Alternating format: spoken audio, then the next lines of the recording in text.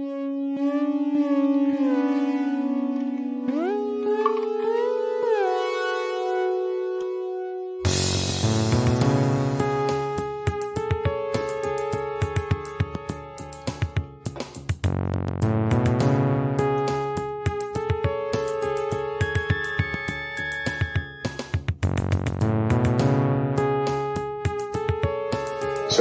don't do that.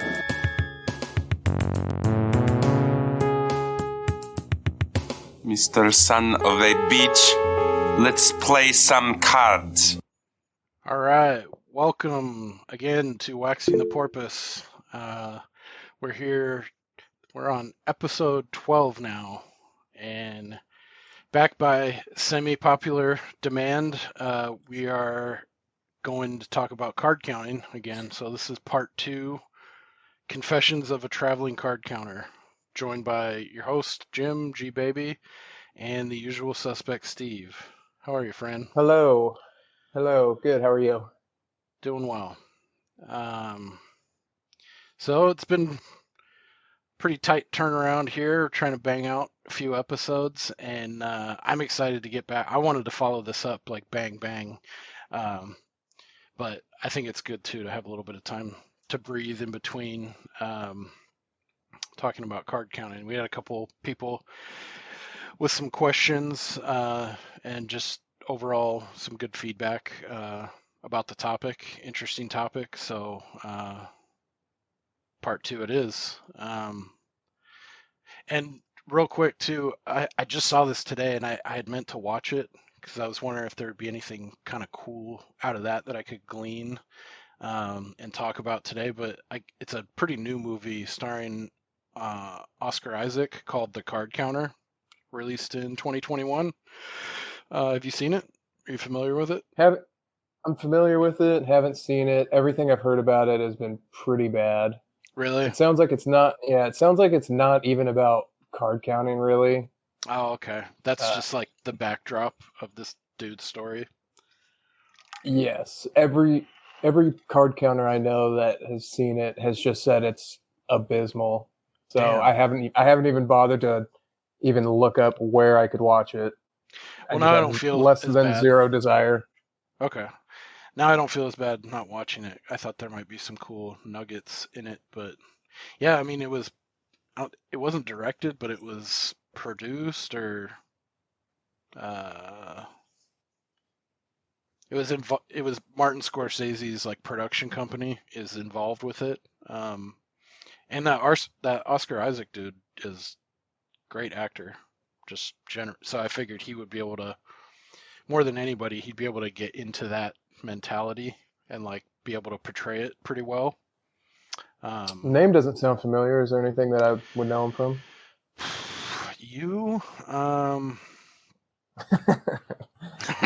It's like, yeah, he's a household name now, but I think he's had a pretty good, I don't know, maybe in the past 7 or 8 years, he's kind of skyrocketed up to like mainstream. Oh, he was awareness. in Ex Machina.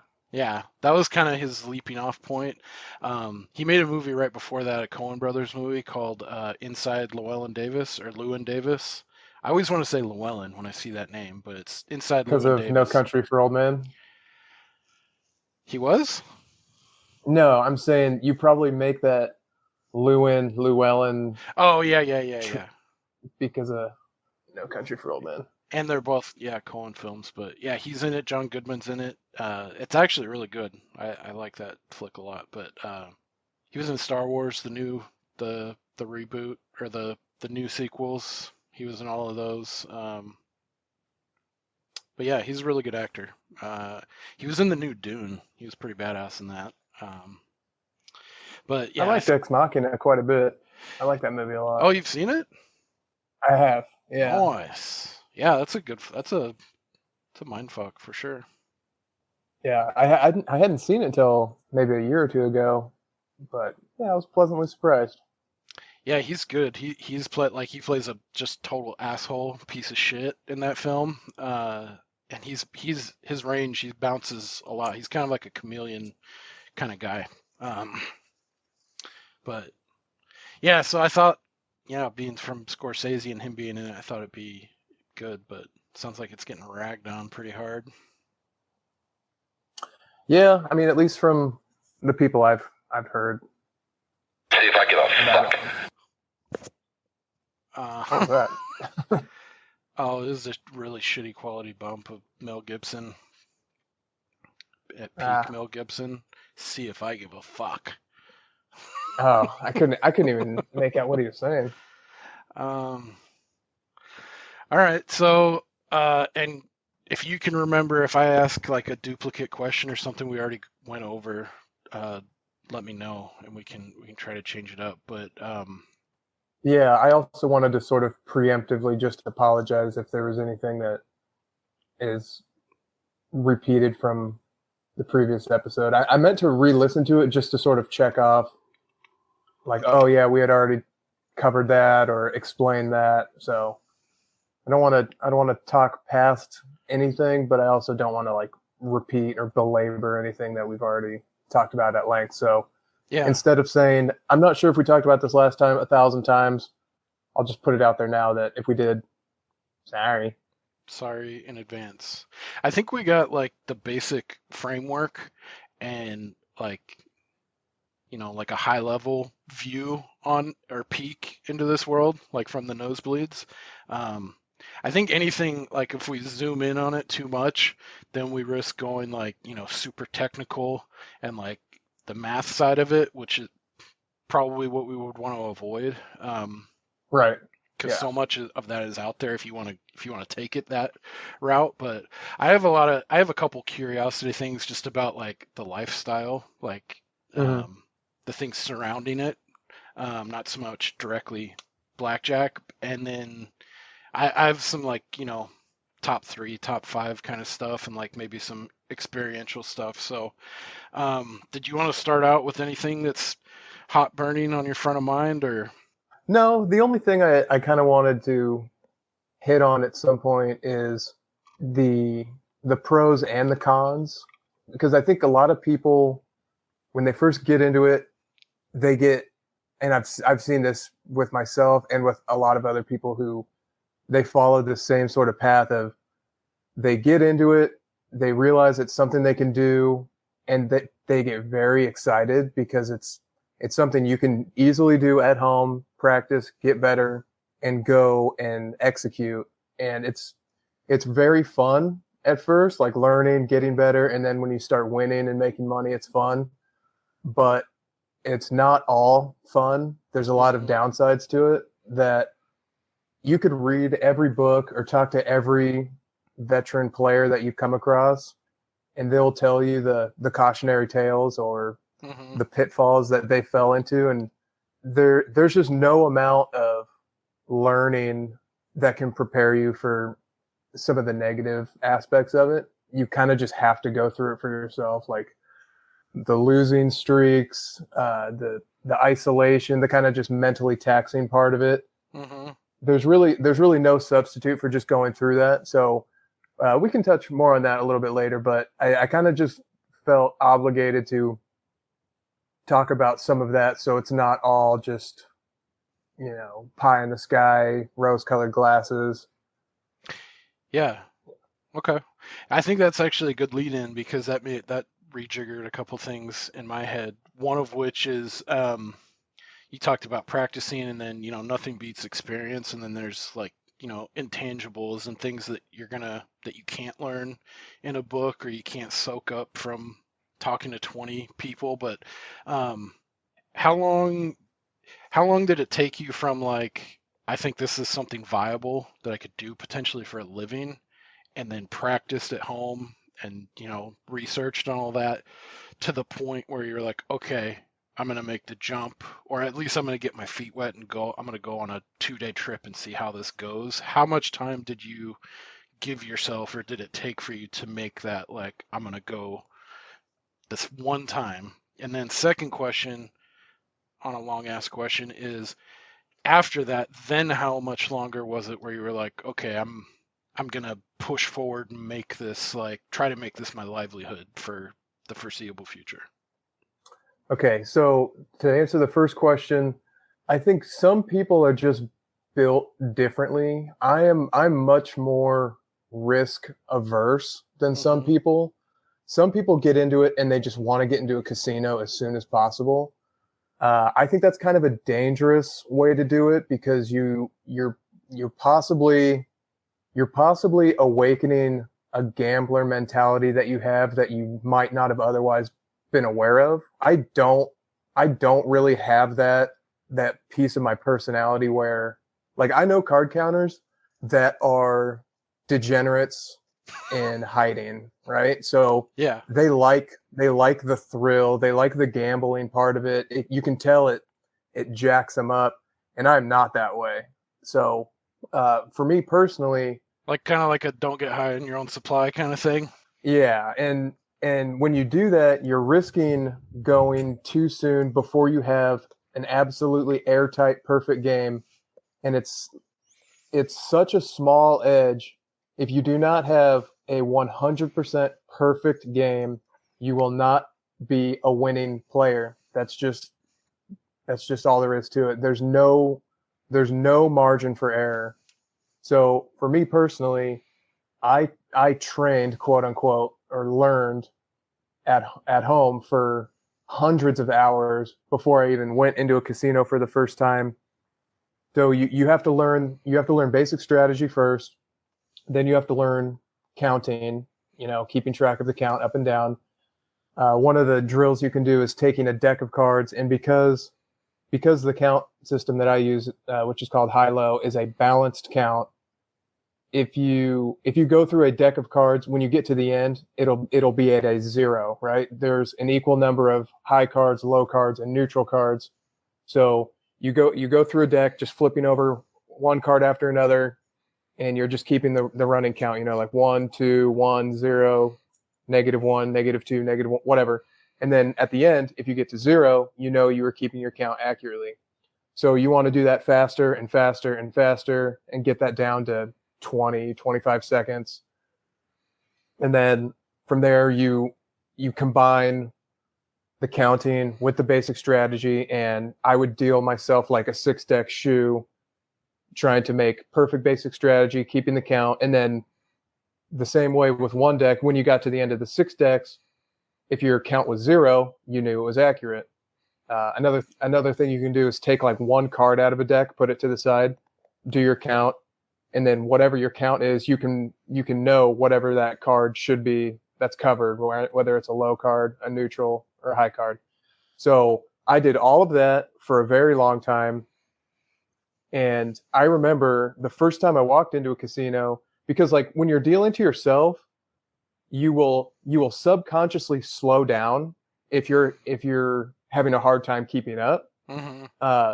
In a casino, it is a distraction emporium, right? Whether it's like the sounds, the lights, the insane people, the hookers, the drug dealers, the card dealers, the pit bosses. It's a circus. So the first time I actually walked into a casino for the purpose of card counting practice, I walked in and I watched the dealer for like 5 minutes and realized, like, oh, the training that I've been doing is not enough. They're going way too fast. There's conversation happening at the table that, if I'm just practicing at home with zero distraction, and then somebody comes in and asks me a question, it's like, okay, I could have just lost the count immediately. So I literally watched for 5 minutes and was like, oh, I'm certainly not ready for this yet. So I'm going to go home, train, just try to get faster. And then what I would do is I would ratchet up the amount of distraction during the training, whether that was listening, like putting a TV show on in the background, kind of trying to pay attention to that while doing the count, going faster, putting on something that I'm more interested in, trying to pay more attention. Talking to someone on the phone while you're doing it can help too, because that can be really distracting. Mm-hmm. And then when I finally went into a casino to train, I just played super low stakes. It was actually a really shitty game. They had one table open. It was a full table. It was like 40 degrees in there. It was freezing fucking cold. Just everything working against me. The table didn't even have great rules, but I just needed some on the ground training. And yeah, you lose the count. It's going to happen. And when you do that, you need to just sit out, wait for the shuffle, and then come back. And it's just acclimation and repetition and getting used to it. So I would say, I would recommend anybody before they even step foot in a casino practice for 200 or 300 hours, which it sounds like a lot, but if you just deal to yourself like an hour a day, there's software you can use that trains you another hour or two a day, working on your basic strategy charts. Because you can look at the chart all day long, but what really helps is you can print out blank ones and fill them out like that, and that'll really help. And also just keeping it in your mind. Like, so if you were to go through the basic strategy chart in your head, you would go like 11, you always double. A 10, you double versus whatever. A 9, you double this, blah, blah, blah. And you just you run it down in your head so that when you're in a casino and you get dealt an ace 4 against a dealer 5, in your head, like, okay, because you can almost hear your own voice repeating it from your prior practice. Like, okay, an ace 4 that doubles against a 4, 5, and 6. Like, and it's like a track that you're just playing back in your head. You don't have to think, okay, let me visually bring up this chart in my mind and go up to the ace 4 and then go over to the 5 and see, oh, this is a double. It's like, right, it's just there. Okay, well, here's a 6 or 2 6s versus a dealer 6. I split those against a dealer 2 through 6, and it just becomes ingrained in your mind. And when you can do that, the next step is then playing for higher stakes, because that'll up your stress level quite a bit too. That'll put hair on your ass. Oh yeah, and especially, I mean, for me personally, I've always been super, super, I don't know, like tight with money. I'm not the type of I was going to say, you said it, man. That's why, to interject, it's like, because I've known you almost 10 years, maybe more.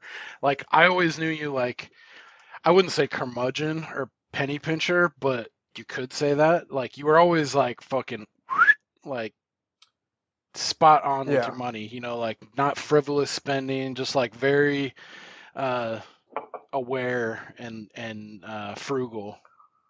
Yeah. Which is even crazier that you like decided to like gamble for a living. Like when I first like heard this was going on, I was like, what? That's like the last person I would picture making that kind of a jump, like it does make it challenging, because you have to think of money the way, God, this is going to sound so corny, the way like a carpenter would think about a tool. It's not money. It's not your savings. It's not your livelihood. It's just a thing, right? It's just a thing you use in this game back and forth. And you will make money if you can get the hours in. But we've actually known each other for 13 years at least, because even before we started working together, I remember the first time I ever saw you was at a friend of ours' birthday party. And it was a Jersey themed birthday party, and you were wearing a Dan Marino jersey. And I remember looking at you like, this guy sucks. I was like, because you were playing beer pong, and I was like, look at this fucking O'Doyle, this piece of shit. O'Doyle rules. Yeah, I was like, I don't even know you, and I don't like you. So. Dude, that's funny, because that's been one of my big struggles throughout my life, is judging people like fucking boom, face value. I don't like you. And it's funny because the people that I've like targeted specifically like that always become like fast friends, or like some of the friends that I've had for more than a decade are like that. Yeah. So it's funny too, because I remember when you started at our place of work where we met in an official capacity, I was like, who's this fucking new guy coming in here? And like, because you knew one of the dudes that already worked there, like you were like, I was like, he's trying to weasel his way in through this guy on an inside track, which is kind of ironic because that's how all of us started there too. Yeah. Same exact. We knew a buddy, and they were like, hey, I got you on, So yeah, that's a pretty funny aside. Yep.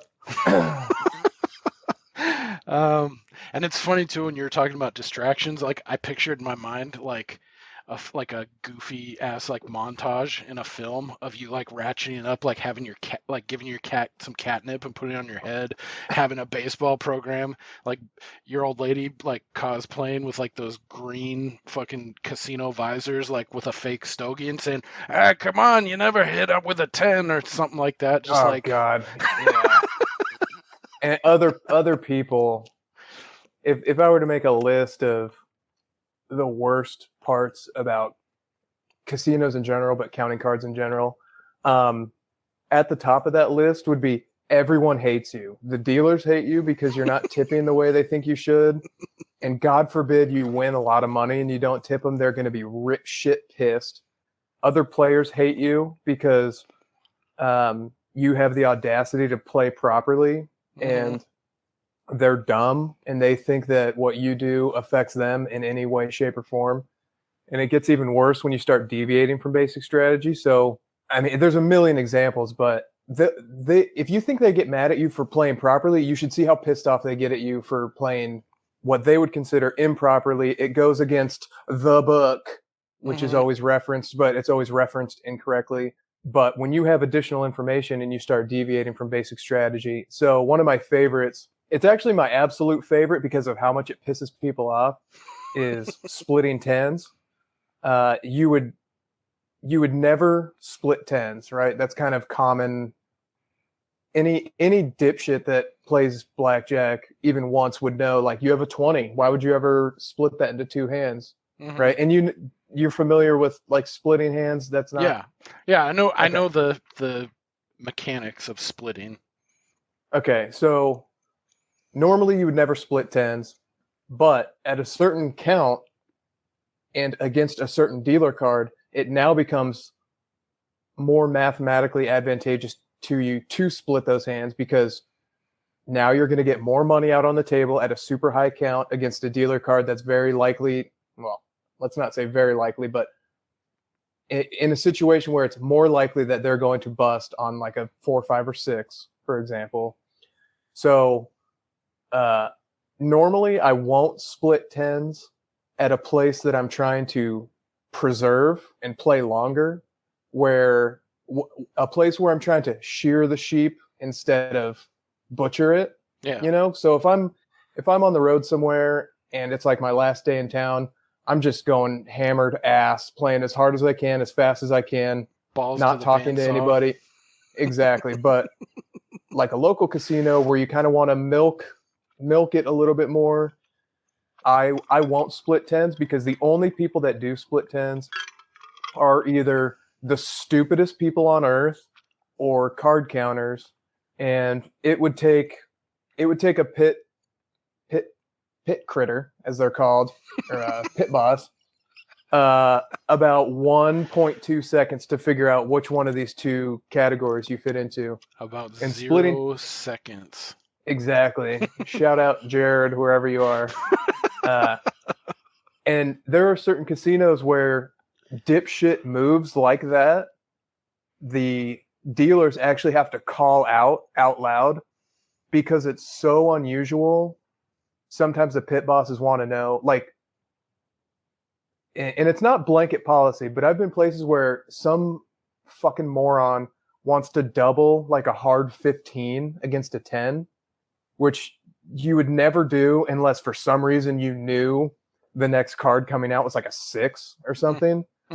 So the dealer will sometimes turn and be like, doubling a hard 15, which is code for like, this guy's a fucking moron, or something else is going on. You might want to come check it out. So some places will call out splitting tens, and yeah, so the pit will come over and realize just immediately whether or not you're counting cards or you're just an idiot. So it's not really smart to do at a place where you kind of want to cruise for a while. But I have broken my own rule one time, and I think it was for a good cause. So this was at one of my local casinos, which unfortunately now I'm not allowed back in. And they were such assholes when they finally kicked me out. I want to burn the place to the ground. But so I was sitting there, and this was peak COVID, which was my favorite time ever to be in a casino, because it was limited capacity. Masks were not only encouraged, but mandated. And staffing levels were low. So there you've got it was so satisfying to watch these smug floor supervisors having to do the mandatory cleaning. These are guys and gals walking around in suits thinking they're tough shit, but now they're janitors walking around, and anytime somebody gets off a table, they have to like wipe the seat down and the rail. Even though everyone is touching the same cards and touching the same chips, it's all just theater for them to stay open. Yeah. Anyway, so I'm playing at this place, and they had it limited to 3 seats. I sit down in the middle. There's a guy on the right, seems fine. The woman to my left, I could tell immediately when I sat down, like, are you mad? Why are you upset with me? Like, I just sat down, and I could tell she's like, oh God, like rolling her eyes already. I'm like, lady, I haven't done anything to you. And I could tell she's just already pissed. So, we keep playing, and she is the classic pissed off at anything that I do, whether or not it's correct basic strategy or a correct deviation. And just a side note, I know people who, like even card counters, who get mad at other people who do shit wrong, like double hands they shouldn't, or hit when they shouldn't, or stand when they shouldn't, whatever, because they think it affects them. It doesn't. For every person next to you that does something retarded, half of the time it's going to hurt you, fine, but the other half of the time it's going to help you. If somebody stands on a 14 because they have a good feeling, that could easily help you if they would have pulled, a 6, but now the dealer pulls it instead, or a 10, or whatever the fuck. So right. There's no mathematical reason for getting mad at what other people are doing. The only thing I get mad about other people doing is taking forever to make a decision. Like, I literally do not care what you do, but please just do it. Do it. And how long is like an extreme example of like, Jesus, what the fuck's going on? When does it reach that point? Is like 2 minutes, 10 minutes? Oh God, 2 seconds. Just do it. Like, yeah, because especially if you're playing in like the second or third position, like you're looking at your hand, you're looking at the dealer's hand, you know what you're gonna do. I mean, right. It's not like poker. Sometimes there are casual people who don't play very often that they'll be there with like their spouse, and they'll be like, oh, what do you think I should do here? Should I whatever? That's a little bit different. They'll get a little more time, because they're not usually there for that long. They kind of just want to like fuck around for a little bit and then leave. Yeah, blow $100. And if it's bad enough, I'll get up and leave, right? Because then it's on me. Like, I'm not gonna sit here and have you grind this game to a halt. Anyway, so back to this fucking bitch for no reason. So the guy, that's my cat. So the guy sitting to my right, who was a nice enough guy, he didn't speak much English, and he would occasionally ask my opinion on what I should do, on what he should do. Because when you play fast, you kind of develop this, it's like a cadence with the dealer, because they can tell you know how to play. So, hand signals go quickly back and forth between the two of you. You make your decisions fast. You know what to say and what to do. Other players at the table will pick up like, oh, okay, this dealer is not being a raging asshole to this person, so they must sort of know what they're doing, because dealers can be dicks too to people who don't know what they're doing. So other players asking you for advice is also sort of a dangerous place to get into, because if you tell them what to do properly and it doesn't work out, sometimes they can be pissed off. So usually I'll tell them like, hey, it's your money, do whatever you want. I would do blank, but the advice is free, but your results may vary. Basically, like this is what I would recommend. Yeah, I mean it's your money, so it's your call. But I would do whatever. So this guy is, I don't know if he's drunk or what, but he would show me like 2 aces and say, what should I do? Or just in like a broken English, like what? And it's like, well, split them. I mean, you always split your aces, like literally always. There's no reason to ever not. So then at one point he shows me 2 10s and is like, split? Should I split? And I'm like, no, I'd go ahead and stand on that. I think the dealer had like an 8 or something. And I'm like, oh no, that's a good hand. I'd stand on that. And the lady to my left is like, oh my God. Like she's just so indignant that he would ask. She's like, what the fuck? Like you would never split tens. And she's so mad. And so I'm sitting in the middle like, well, sometimes you would. In my head, I didn't say this out loud. Yeah. And then 5 minutes later, no less than 5 minutes later, it was getting close to the time I was getting ready to leave because with a local casino, I try to keep the sessions relatively short because it takes them longer to identify what you're doing and you can be in and out. So if I wanted to keep the session to an hour, let's say, at the 58-minute mark, we get this crazy high count. And so, the bets are going up bigger and bigger. And I get 2 10s against the dealer 6. There was, I remember this vividly.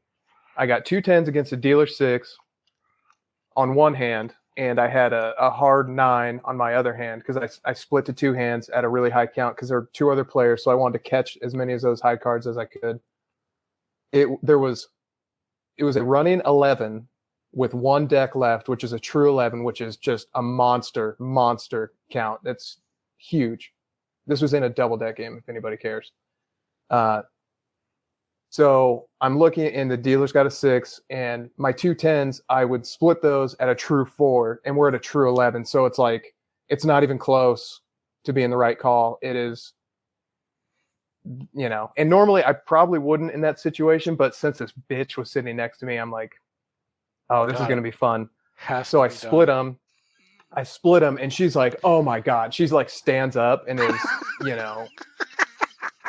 she's hysterical. So split them. I get another 10 on the first one, split it again, and get like a 16, a 14, and a 13. Or I can't remember exactly what those hands were, but then I double the 9. And so I've got 8 of my max bets out there. And she's complaining that I took whatever card from whoever and their brother, and now it's going to fuck up the whole table. And dealer draws, bust, everybody wins, and calls the pit boss over to like point at my hands to be like, look what this idiot just did. And yeah, so I was talking to the lady next to me like, oh, that worked out. That was lucky, huh? And she just still was, she was so pissed. She was inconsolable, but then I picked up my chips real quick and left. But bye. Yeah, that was. That's got to be pretty satisfying. Yeah, because it worked out. But if for some reason the dealer had flipped to a 21 and scooped everybody's money, this lady would have. She would have been a problem. Yeah. Yeah, she would have been a problem. All right. But yeah. So it sounds like, kind of with anything, like the experience, like I was thinking in my head, like this sounds kind of like learning another language. You can only do so much book stuff. And then they always say, or at least I heard, and I've heard other people say, like to really get it, to make it click, you got to immerse yourself. You got to like, when I took Spanish in high school, they're like, go, if you're ever like in a foreign country that speaks Spanish primarily, go to a coffee shop, go to a bookstore, go to a market or something where you're immersed and try and just speak, even if you got to fumble through it. And you just build that muscle memory and that of like, because then you're not reading out of a textbook or your teachers, talking really slowly. It's like, then people are just like, super fluid and they're like native tongue and you're hearing it and there's all this other kind of stuff going on. It seems a little bit more amped up with the amount of distractions that you have in a gambling arena, like in that kind of headspace. So yeah, that sounds pretty intense. Like I would have been like the same way. Like if I walked into that, I'd be like, oh yeah, fuck, I'm not ready for this. And I'd probably be like, yeah, this isn't right for me. Like this isn't like something I think I can do like on a regular basis. But so I guess the second part I'm still a little murky on. So how long did it take from like getting that hands-on experience and like doing it and getting comfortable enough to where you were like, I think I can make this a go, and like make this my new vocation? So after doing the at-home training, which you kind of still have to keep up on, regardless, because it's like a muscle that you can lose it so fast if you're not constantly practicing.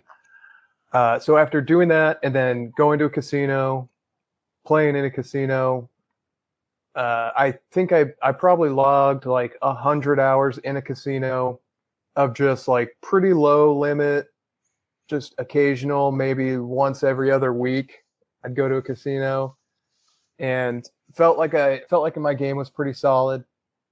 And then this was all actually leading up to a trip to Vegas that I was able to get in a decent amount of hours in down there as sort of I guess you could call it kind of like a dress rehearsal of what playing full time would be like. Mm-hmm. So back home, because Las Vegas is like, that's like going to the show, right? Like that's as crazy and as like wild as it's gonna get. Would you say like? No, I wouldn't say that necessarily. I would just say that.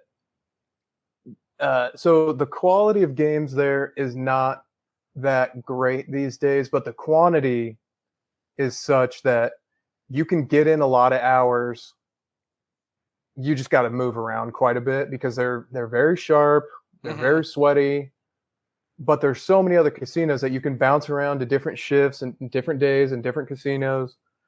So it's a good place to practice getting a lot of hours in on multiple days, which is what a full-time trip is like. You're playing pretty much all day, every day, as much as you can, trying to move around a lot. And it's different than if you were at home and you were kind of just casually going to get a couple hours in here, a couple hours there, once or twice a week or once every other week or whatever.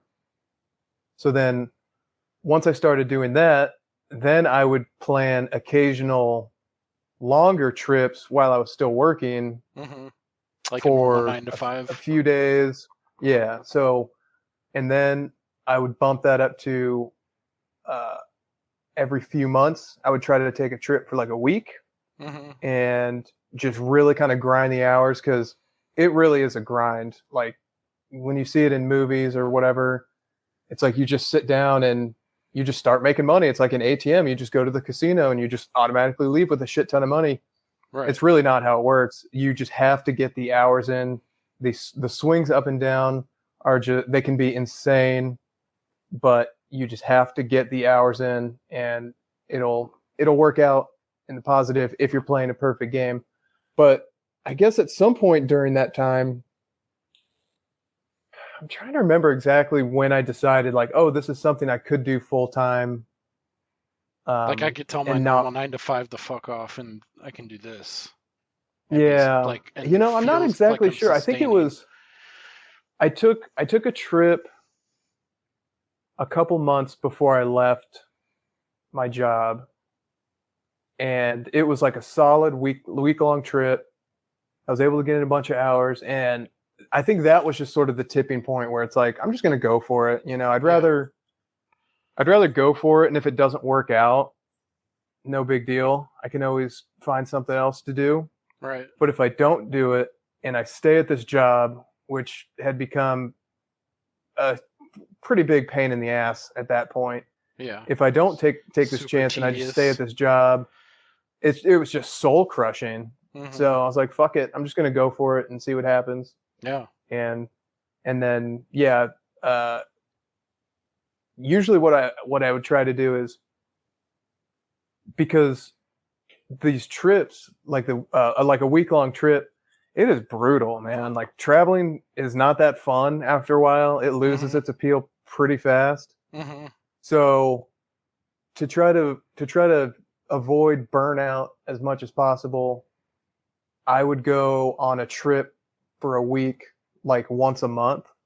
And so let's say I would go to Vegas for a week, and I would just bang out as many hours as I could every day, stay in some shitty motel, keep expenses as low as possible. And during COVID, like travel was so cheap because nobody was traveling except scumbags. Dude, I got a little spoiled because I took a flight during like mid probably peak COVID, and you had to wear a mask and everything and all that. But like on a 220 person max occupancy plane, there was like maybe 28 to Atlanta from California. Yeah. Like I didn't have anyone to my front, side, or back for like 10 seats, 15 seats. Like I could have laid down in this fucker if I wanted to. That was nice, man. That was fucking pretty cool. Cause seeing the after effects, I just flew out a month ago when things are relatively back to normal. And it was fucking sardines. Like I was like, oh fuck yeah, planes suck. Like Yeah. this is lame.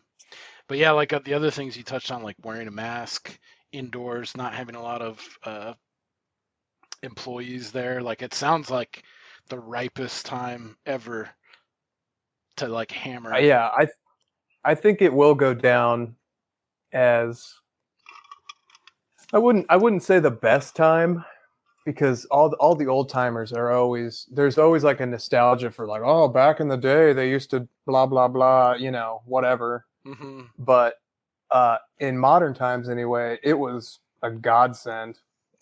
No offense to anybody who had a rough time, but yeah, for card counting, it was a good time. So I had a question too, and stop me if you don't want to go down this route. But I'm thinking now too. I was curious about like some of the tertiary concerns, or maybe not concerns, but like considerations before making this full-time leap.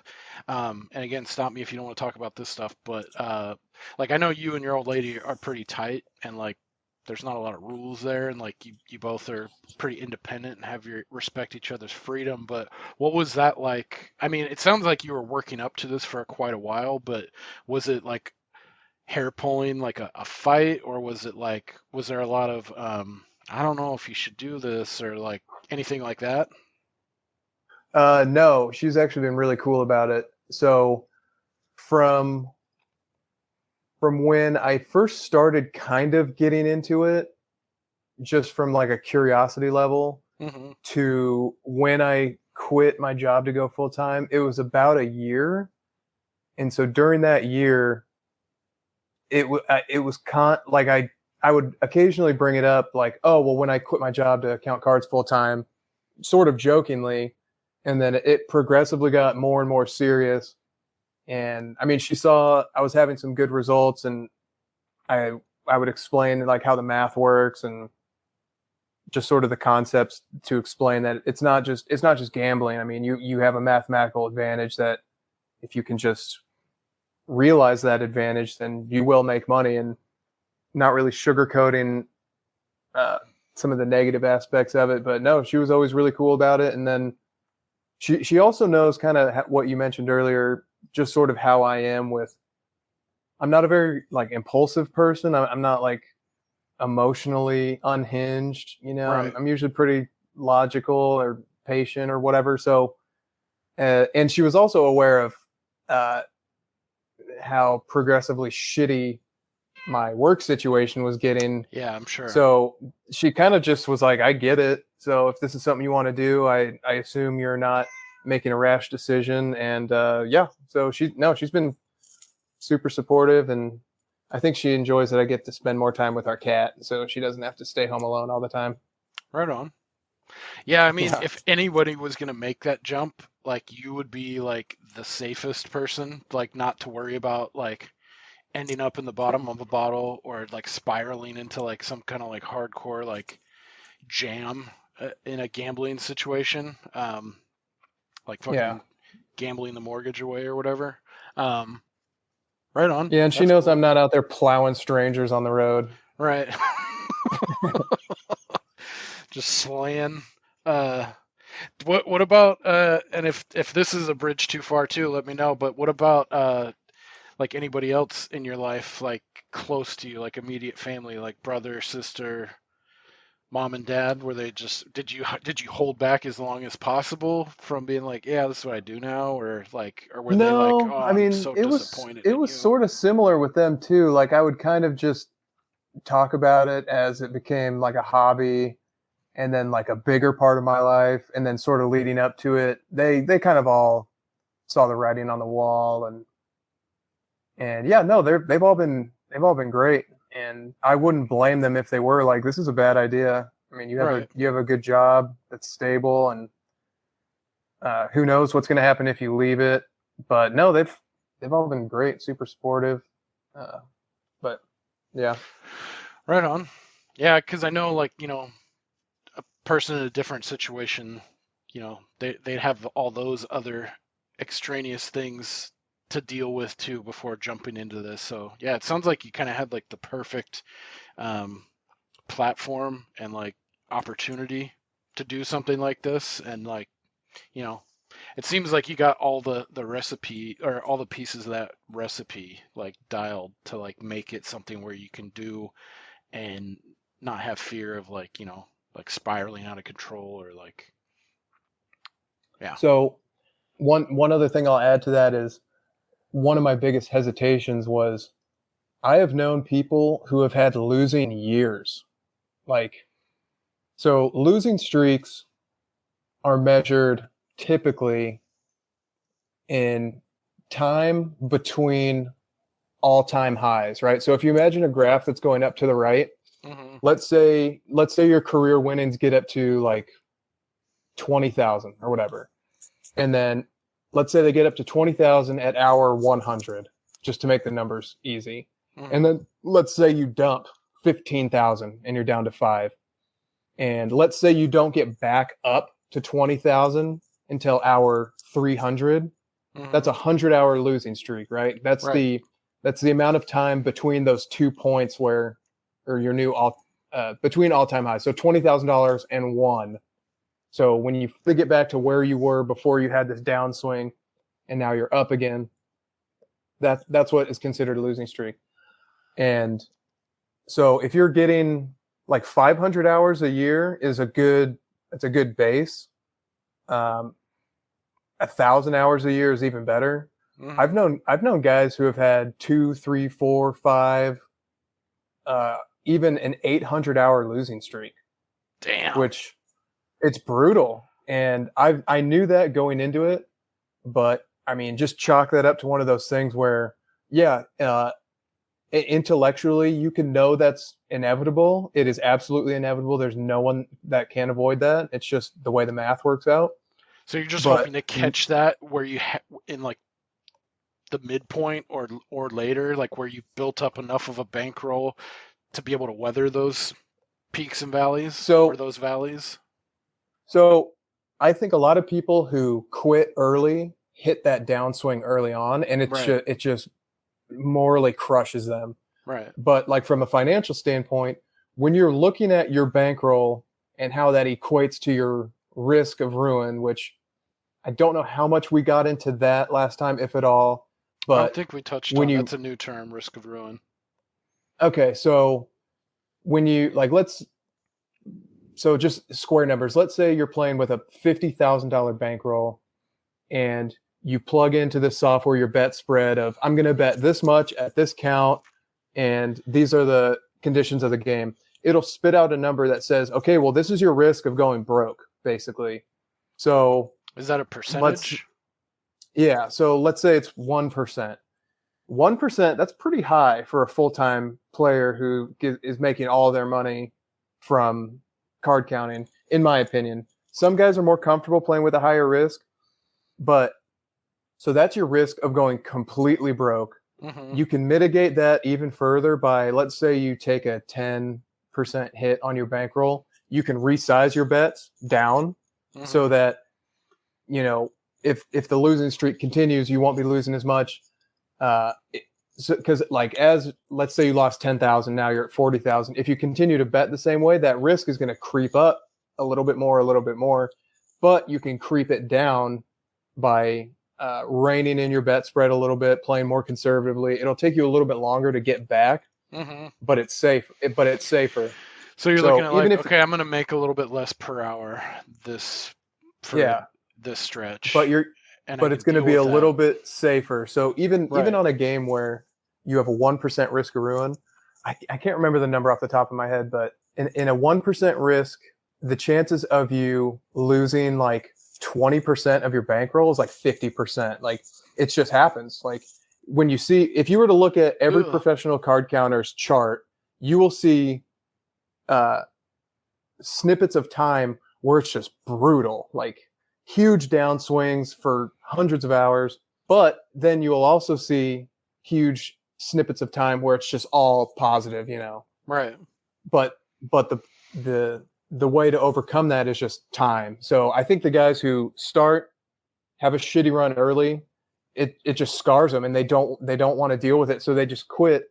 I know some guys who have played for a very long time. They started really hot, and it just kind of gets into their system, and then when they have these downswings later, it's easier to swallow because it's like, okay, well, yeah, this is just the math working itself out, right? And in the opposite. So we'll fix yeah, the glitch. like yeah. So if you look at somebody's chart with their expected value line, that's the stable line that just goes up and to the right on the chart. But the actual value line is the wild one that's going all over the place. And if you were to look at somebody's 1,000-hour chart, it could be under the EV line for 3/4 of it and then just barely get over it at the very end. Right. Or it could be the opposite, where they're running hot, they're way above where they should be, and then at the very end, they kind of meet each other, which is how it should work. They should eventually meet each other and get closer and closer the longer you play, assuming you're doing the math correctly. But so having heard some of those horror stories going into it, I was at least intellectually prepared for it, but it sucks because when I first went full time, it was in October a couple years ago or whenever it was, and I think about 30 seconds after I went full time, I hit a huge downswing that ended up being like 150-hour losing streak, which is nothing in hindsight, but it sucked because it's like, oh well, shit. Up until then, my EV and AV chart had been pretty close, like just tracking each other up and down, up and down. Then I had this huge downswing right when I went full time. I was like, shit, that really sucks. Overcame that, played another, couple hundred hours with it hovering right around the way it should, and then had another massive dump in this bloodbath trip that I had up to Seattle, which was so brutal. Bloodbath. But dude, I was just getting raped everywhere. And the trip, that is the worst audio quality of anything I've ever heard. I'm going to give up on it. But finally crawled out of that losing streak. So the second big losing streak I had was like 250 hours. But, it's the way it works. So yeah, the challenge now is, as you start losing more and more local places, your circle of territory basically just has to get bigger and bigger. One of the things we had talked about right before we started recording was my favorite casino around here that will remain unnamed.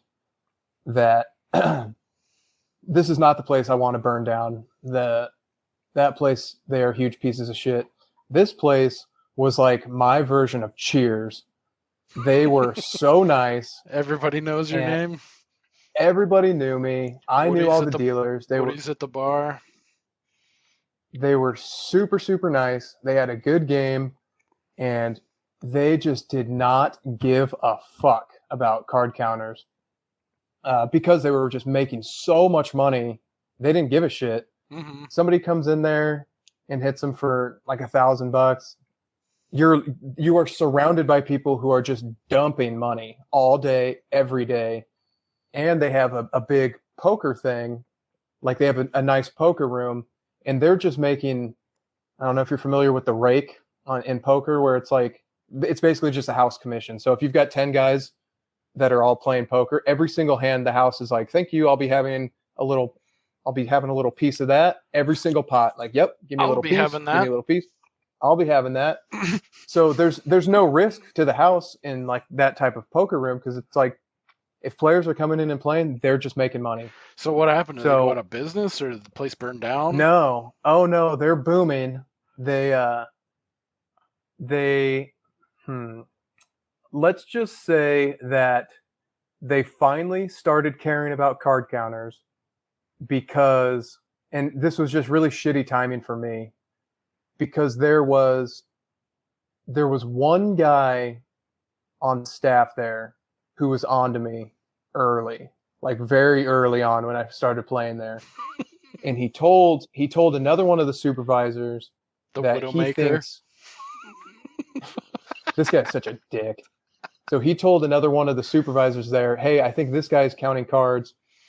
And the way it worked out is the guy he told was a really, really nice guy. And him and I got along great. Like, so he actually took a job at a different casino, but on his last day, he's like a floor supervisor, you know, he's in charge. He's the one walking around. On his last day, he decides to hop in as a dealer. And so he's like rotating around, just dealing to different tables. So like an hour before he leaves for the last time at this casino, he rotates into my table and he's like, you're pretty good. I was like, oh, thanks. I appreciate it. You know, I lose a lot, but you know, it's fun or whatever. You know, there's like there's an endless encyclopedia of dumb shit you have to say to sound like a gambler and not sound like you know what you're doing. Right. And it becomes like physically sickening saying some of these things because it's like, God, you just feel like such a dipshit. But so he's like, yeah, you know, you're pretty good. And then he like turns around and kind of looks at that other supervisor and he's like, he thinks you're counting cards. I was like, oh shit, really? And he's like, don't worry, I told him you're not. I was like, oh wow, thanks. So I broke my own that rule. was your mistake. I broke my own rule and actually tipped him as a dealer because normally tipping dealers gets you nothing at all.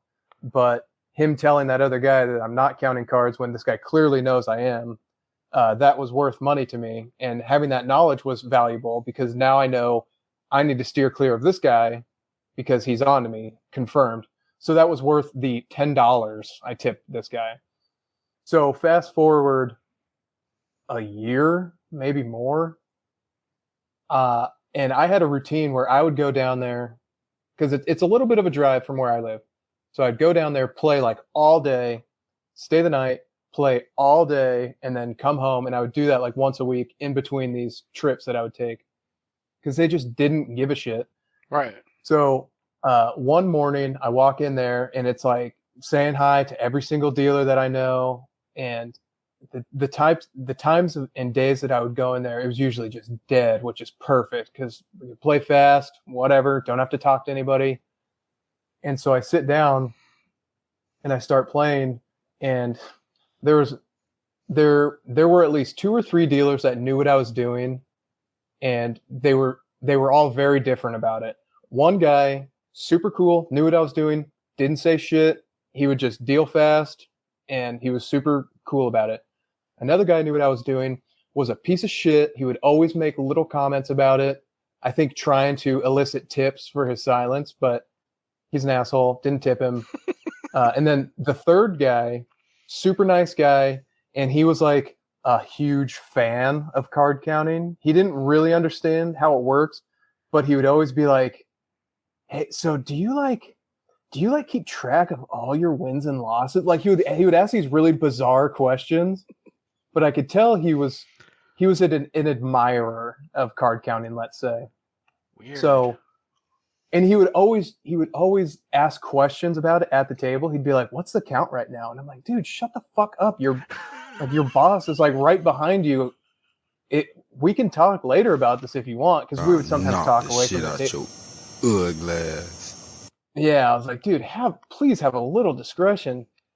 So I'm playing with this guy, and he's like, yeah, we had some drama here this morning. And keep in mind, I'm there at like 7 or 8 in the morning. I'm like, what? How early? What are you talking about? And he's like, yeah, we had a guy come in, and he was clearly counting cards, and he was being super overt about it, not trying to blend in at all. He's like saying the count out loud, saying that he's counting. He's betting from table minimum to 3 hands of table max, and people are just freaking out. Like the people that work there are like, this guy is a problem. Mm-hmm. So they kick this guy out, which is not something that they do a lot. They don't kick a lot of people out in the traditional way. So they kick this guy out. 15 minutes later, this other guy comes in and he starts firing 1 hand a table minimum to 3 hands a table max. And they're like, okay, well, we know you're obviously friends with this other guy or betting on his behalf. So you're gone too. So now they're pissed. And the table max is not low there. It's serious money this guy's throwing around. Mm-hmm. And so then I come waltzing in like, hey, everyone, like saying hi to all these dealers that I've come to know for a long time. And I start moving my money around. And the supervisor who originally was on to me, he was working that day, but he had kind of backed off since then, since the original interaction I was telling you about. And he's like sniffing around the table. He's like looking at me. I look over at one point and he's like holding up his phone the way you would if you're taking a picture of somebody. Oh, man. And I'm like, oh no. And so I'm talking to the dealer, the cool one. Smile and blow me. Oh, God. And so I was like, oh shit, man. I think I'm done. I think they're gonna get me here. And he's like, no, you're good, man. Don't worry about it. And then like a minute later, there's a guy behind you with like a mugshot background, like they're framing you up, and he's like, "Oh, you're fine." Yeah. So then a minute later, he comes over, and I get my my walking papers. But it was such a bummer, and I went back a couple times after that, hoping to avoid that one particular supervisor. But every time they got me, so they obviously got a good picture, or they just knew who I was. Have you ever thought, I know we brushed on this before, but like a place like that you really liked and it was like a quote unquote honey hole, would you ever consider like, you know, not going as far as like fucking Nicolas Cage and Face Off, but I want his face off.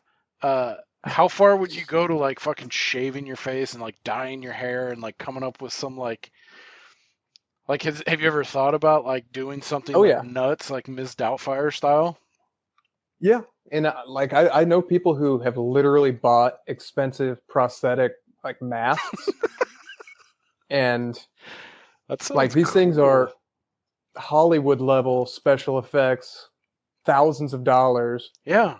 I don't think at this particular place it would work, just because I spent so much time there, and I mean, they would recognize you. You would have a hat, a mask. They could only see your eyes, and they would recognize me immediately from across the room. You got a couple caterpillars on top of your eyes too, by the way. So I do have some authoritative eyebrows. That's for sure. There's it's like you got 2 Tom Selleck Magnum PI stashes above each eyeball. But notably, there are 2 of them. It's not one. There are 2 separate. Yes, no unibrow. Like you have 2 equal, independent Selleck stashes. Yeah. It was a sad day. I mean, one thing that is funny about pit staff and their mannerisms, you can always tell when they're talking about you, especially when they're on the phone, because they cannot help but stare at you. So there are a lot of things that the pit staff are doing that have nothing to do with player evaluation or anything like that. They're just doing normal procedural stuff. So a lot of people, when they are fresh, they get nervous every time they hear the phone ring. Mm-hmm. And I'm not totally immune to that myself either. Sometimes I'll be at like the grocery store, and if the type of phone they have there is similar to like the casino type phone, mm-hmm. when you hear it, it just like it hits something inside you. Yeah. It just wakes that up. Fucking Pavlov's dong. Yeah.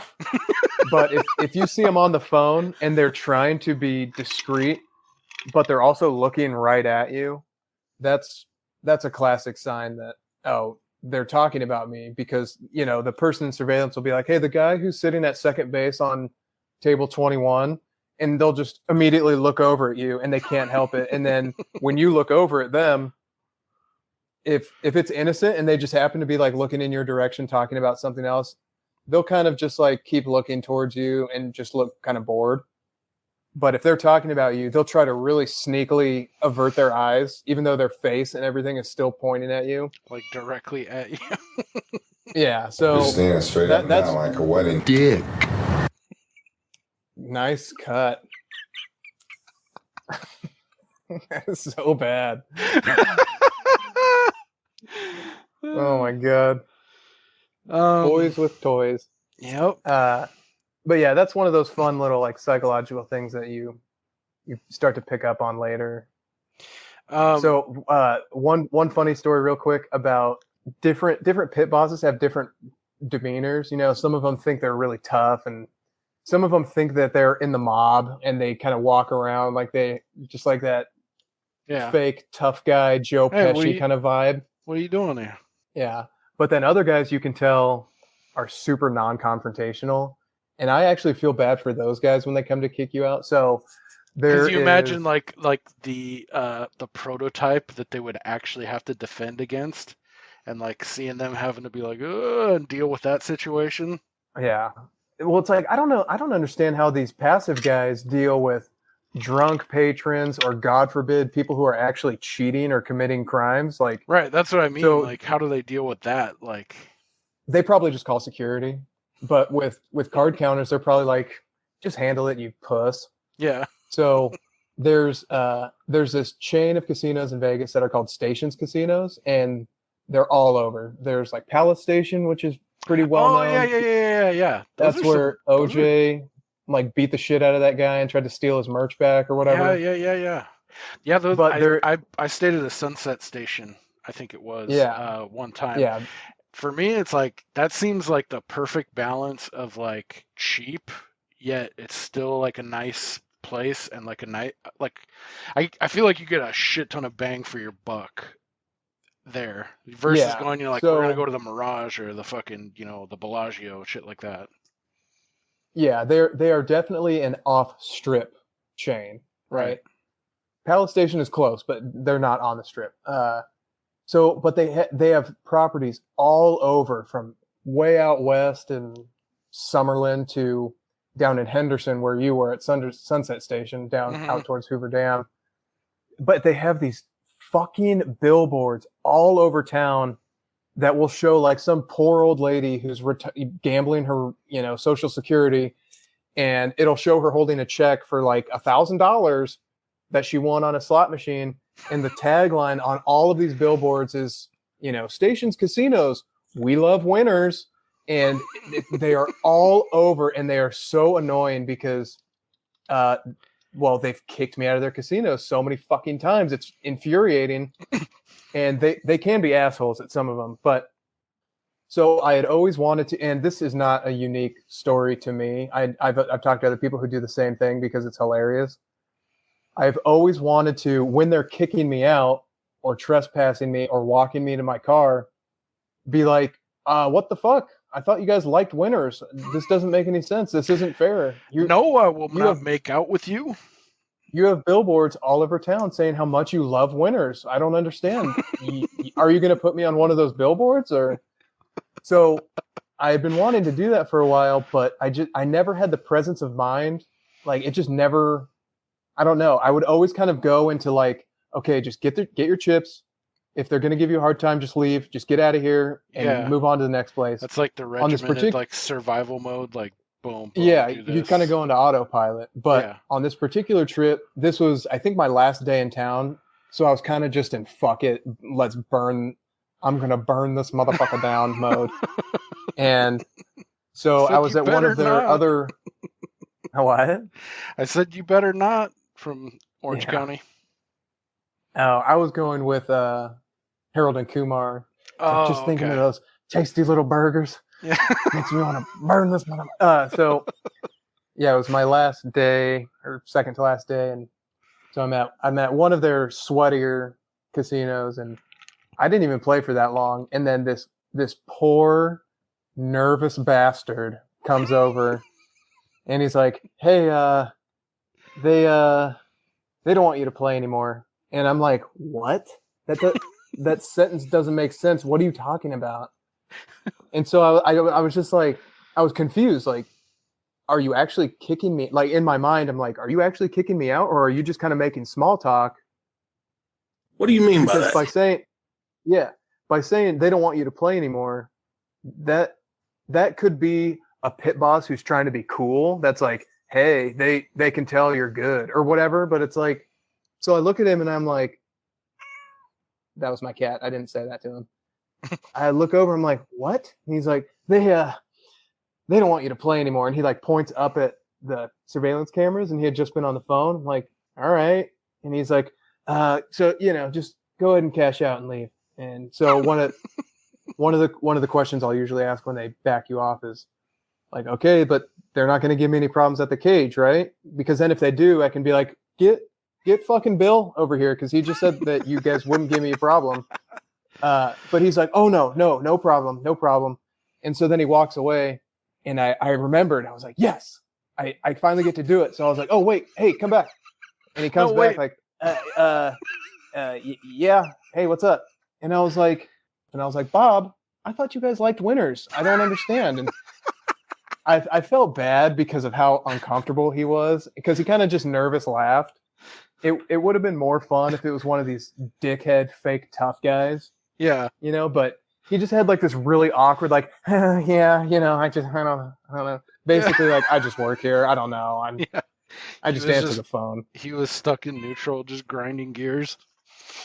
Yeah. So they didn't give me problems at the cage, and then I left. But yeah, one other real quick fun story about fake tough assholes not wanting to cash your chips. That's the second time now your cat has come around and turned her ass to your face and straight faced me dead on in the computer and like just giving me daggers, dude. It's a sign of dominance. Yeah. So I was at, I'll even say, because I don't give a shit, Treasure Island, which is a shithole casino. Where's this at? And Treasure Island's in Vegas. It's on the north side of the strip. It's it's a bummer because they've had some good games in the past, but last time I was there it was all dog shit, unfortunately. Anyway, so I started wagering a lot of money, and so they come over and they ask you for ID. I'm like, oh, sorry, I don't have it. I left it in the room. And they're like, okay, well, you've got to go then. I'm like, okay. That's like the level below actually backing you off. It's just trying to get your ID, and then it's not like when you give it to them, they're like, oh, okay, go ahead, keep playing. You're going to give it to them. They're going to scan it, take a picture of it, write it down, and then kick you out. Yeah. Yeah, and then so now they have never your the information. play to offer that up. Right. Which I will tell you a funny story about the first time I ever got kicked out of a casino in a minute if you want. But yeah. So at Treasure Island, I had, I don't know, like $1,000 in chips or whatever. And I go to the cage and they're like, we can't cash you out without ID, which is horse shit. Like we talked about last time. It's a lie. They're lying, and they're just taking a shot, trying to get you to give up ID. Right. And so I was like, I'm not giving you my ID. And they just stood firm. They're like, okay, well, we're not cashing you out. I'm like, okay, no problem. So then I left. And one fun fact about Las Vegas is a lot of those casinos will exchange the other's chips. So I left there and went to a different casino, and I think I had like 10 $100 Treasure Island chips. So, it wasn't like I had some huge denomination chip that's being tracked and they don't want to deal with it. Like these $100 chips aren't that big of a deal. So I go to this other casino and I was like, hey, will you guys cash other casinos' chips? Because it's common that they'll do that. And the guy's like, well, we won't cash them, but we'll exchange them for our chips if they're in the book. Mm-hmm. I was like, okay, in the book? What do you mean? And he pulls out this binder, 6 inches thick. Yeah. And so he's looking up to see if those chips are valid and active or whatever. So he looks them up. He's like, yep, you're all good. So he takes those chips, gives me theirs. I walk away. I come back 5 minutes later to a different person at the cage, like, I'd like to cash these chips, please. Yeah. And they cash me out. It's like, wow, great fucking system. Good job, Treasure Island, trying to stand your ground and not cash me out. That took me all of 30 seconds to circumvent that. This little prick's trying to stonewall me. Yeah. Yeah, so if anybody's having trouble cashing chips in Vegas, Keep the denominations low. Try to do it at a different spot. Would you ever or fight if you really want to? Would you ever try to do that like proactively? Like Do what? Like even if you weren't having a problem with the cage, if you knew, like if you're playing at place A and you knew that place B across the street caches their chips too, or will swap you out chips, would you ever do that like deliberately for Oh yeah, like yeah. just like as a part of your regiment and like your in your tool bag, you know? Yeah, so having a chip inventory is very important. So if you're going in betting a serious amount of money, you're going to be buying in a lot. So you're going to be losing and then just rebuying over and over. And at a certain point, you might hit certain internal thresholds there. Like, wow, this guy's bought in for X amount already. Now we really want to hammer him for his ID or whatever. Mm-hmm. So it is so much more convenient to go into a casino with a shit ton of their chips already. Mm-hmm. So yeah, there definitely would be a time where it would behoove you to leave with chips from here and cash them over here, or if you're planning on coming back the next day, like if you're planning on playing a casino the next day, just buy a shit ton of chips the night before and then just walk with them, and you can just use them the next day. That might get you in a little bit of hot water, like the incident I had where I was telling you the tribal fox surrounded my car in the parking lot. It was because I had gone on a really hot run at the end of a session, but I only cashed out a small amount of those chips because I only wanted to even out the cash that I had bought in for. And so I wanted to keep all the rest of them. That was my winnings, just to make it easier for like my cash accounting. I was like, I'll just cash in this amount. So then everything that I have on me is back to even, and then whatever.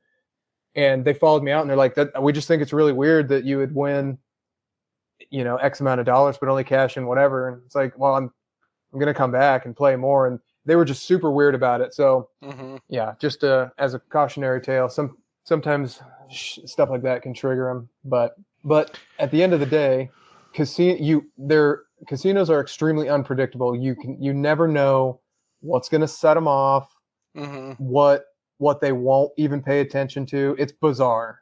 Yeah. And it really just is unpredictable. I had kind of a couple quick hitters before they fall out of my head again, but kind of like you are recording, right? Yeah. I am undergoing a karmic cleanse. The kind of some like top 3, top 5 kind of scenarios, and a couple places too I'm curious about, and I guess this will tie into I have a greater question that I want to get to about like regions and how you brushed on like having to move your sphere of play out farther and farther, but this is top of mind because I thought it was just like a fucking like a oh brother where art thou, like geographical oddity, like 2 weeks away from everywhere. When I drove cross country to move from California to Indiana, we drove through, we came up, we just took, it's easiest drive ever. You get on 80 for 33 hours basically. So we went up through, like Grass Valley, we went that way, took 50, and then all the way through Nevada, and then all the way through Utah, which, by the way, that stretch from fucking like the back half east of Nevada and the whole front like 3/4 of Utah is like Mad Max. Like, I don't know if you've driven that stretch, but dude, it's fucking desolate. And at night, it's freaky too because you got salt flats on your left and right, like one power, like just a continuous power line stretch and nothing, absolutely fucking nothing. And just 2 lanes, like for like 200 miles. And the wind was like blowing sideways. It was really eerie. Like you felt like there was fucking like, I don't know. It was a super weird feeling. Anyway, right on the border of Nevada and Utah, there's this fucking oasis that springs up, and it's called West Wendover. Yeah. Wendover, yeah. Have you ever played there? I have never played there. There are a few towns in Nevada that are like right on the border with other states, like Reno, obviously, and Wendover, and then I think Mesquite. No, not Mesquite. Laughlin in the southeast by Arizona. There's a lot of those little shit towns for people to come right across the border from those other states. Yeah, like that was. But like no, the I have Mormon not. I've not had the pleasure. Dude, it's wild. It's like they have a pepper mill there. I'm looking at it right now. This place that jumped out to me, it was the Rainbow Casino Hotel and Travel Center. And it's like this massive like neon rainbow thing and like just all this like crazy shit. You go from like Area 51, like probably some lizards with 3 heads and shit, desolate, into just like this crazy like casino town. But I didn't know how big that was on your radar, or if you've like seen that and be like put a pin in it, like maybe down the road I might hit it. Or yeah, I mean it's definitely on my radar, but I just haven't made it there yet. So, and I guess, well, before we get to that too, so I'm curious, and if you feel comfortable saying this, what's like your top 3 or like top 5, like not even targeted to like a casino, but like regions, I guess would be maybe a safer question. I don't know if I really want to get into that because... Okay, that's totally cool. I was just curious. I wasn't sure if you wanted to dip in that far into inside baseball. I guess then, so corollary to that then is like, I'm curious about like the planning stage. Like, how much research do you do on a given area, or like, when do you feel like it's necessary? Like, okay, I need to start kind of, I mean, I guess it's necessity, like if you're getting blackballed from certain places, you kind of have to expand, but, maybe, yeah, like kind of just going through like the thought process and like the research, like how much time do you like look at a specific region or a particular like avenue of casinos in a place before you'll be like, okay, I'm gonna this is my bitch. Or yeah, have you ever thought about going like far, like all the way to like Atlantic City, or like playing like I know there's another one up in like New England, Fox something. Foxwoods up in Connecticut. Or so Branson. He's never been there. Yeah, so I mean, there's casinos all across the country, and they're just building more and more all the time, thankfully. So there are resources out there that sort of keep track of blackjack playing conditions. Probably the most popular one is a periodical that's called Current Blackjack News, or CBJN. And they hire people to basically go around in different regions and sort of report back on, this casino has this many tables of this type of game with these rules, and these are the table limits, and maybe a couple other little notes. So that's kind of like your scouting report? Yeah, I have found the information to be mediocre at best as far as accuracy. There are other resources out there that are okay but not great, that'll at least show you where casinos are that have table games. The most valuable resource I've found is just talking to other people. So I've run into a decent amount of card counters out in the wild. Not a ton, not as many as you might think, but a decent amount. And like there was one guy, I sat down at his table, and the etiquette is, if you sit down at a table and somebody's already there counting cards, you're supposed to allow them to continue playing, because when you have 2 at the same table, it basically just doubles the amount of scrutiny, right? If they weren't noticing what this person was doing, they might notice when both you guys are raising and lowering your bets at the same time. Mm-hmm. So I sit down at this table. It's a double deck table, so it goes pretty quick from beginning to end. And it becomes pretty clear pretty quickly that this guy's counting. So I'm only there for one shoe. And so at the end of the shoe, I get up and I'm like, oh, I'll let you play alone, or whatever. I can't remember what exactly I said. And so we kind of exchanged like pleasantries, like, hey, thanks, I appreciate it. Just kind of like a wink and a nod. Mm-hmm. And then we ended up talking later. and he was telling me about, the market that he's from, and it wouldn't have necessarily been high on my list of targets to hit, but having some inside info of like, okay, if you're gonna come, don't play here because they talk to these people and the games are shitty. But if you go play here, this is when you should go, and this is a good game that isn't even on any of these directories, we'll call them. Mhm. So yeah, having inside info is the most valuable thing. But I another cautionary tale I would warn people about is, because information is so valuable in this world, do not allow yourself to get taken advantage of, because I've had it happen to me a couple times, and I won't let it happen again, where somebody sort of offers you information. And so, like this guy, he tells me all about his region, and the polite thing to do would be for me to reciprocate and say, hey, I'm very familiar with this region. Right. If you're ever in the area, let me know, and I can sort of give you the same courtesy you gave me. But I've had it happen twice that I can think of, where somebody was like, either I reached out to them or they reached out to me because I knew that they were in a certain region, or they knew I was. And there was sort of like a, hey, I'll give you the full rundown on my area when I get to my hotel or whatever, but can you give me a rundown of X area? It's like, oh yeah, sure, blah, blah, blah. And then they just ghost that you? information never comes. Yeah. And it's like, oh, okay. So that's fine. But reputation is a big deal. Mhm. So if people start to know, like, oh, this guy's he's kind of a flake, or he's, he'll offer information then never give it back to you. The worst thing you can be branded is a thief, because there are a lot of people who do team plays, we'll just call them.